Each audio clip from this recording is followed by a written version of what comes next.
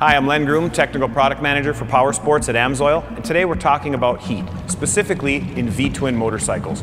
When we look at V-twins, heat is always a topic of conversation. Heat in these bikes, if not controlled, can cause damage.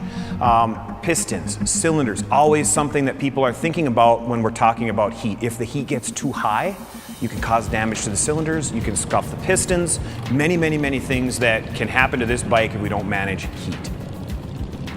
Sometimes the riding situations that we can put the bike into can cause the heat to do different things. Let's say we're in parade traffic, or we're in a very slow speed situation where the RPMs are low and the speeds are low. There's not a lot of ability for the bike to cool itself in that situation, so heat can start to climb.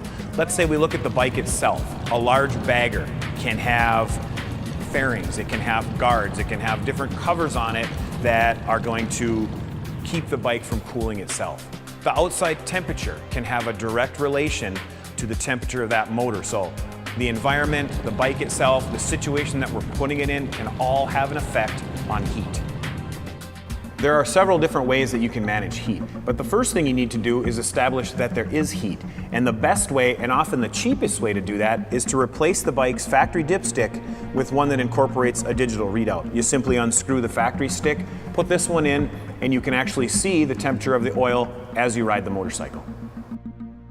Another way to manage heat would be to add an oil cooler. Some bikes, such as this one, come from the factory with an oil cooler installed. In other situations, you can add one for somewhere around $200.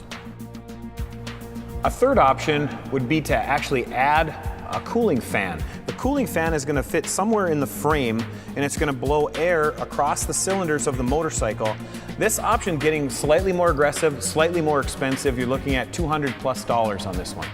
A more aggressive option would be to remove the bike's factory oil pan and add an aftermarket pan. This allows us to increase the oil capacity, which is also going to help us increase the cooling capacity of this bike. The last option, and by far the most expensive option, would be to do something called diamond cut the cylinders. This process makes the cylinders more efficient and allows the bike to cool better. This fix can cost you more than $1,500. The most important option would be to use a high quality motor oil, because motor oil not only lubricates the moving parts and separates all of the different pieces, it provides a cooling aspect. The oil itself has to carry this massive amount of heat that we've been talking about away from the engine. And if it can't hold up to the heat, there's going to be some major problems. At AMSOIL, we traditionally do a lot of testing. And in this situation, we ran something called an extreme dyno test, where we took a motorcycle oil and we put it in situations where you normally would not put your bike. 300-degree oil temperatures, 500-degree cylinder temperatures. We tested this product in situations where you could never put it. It held up excellent.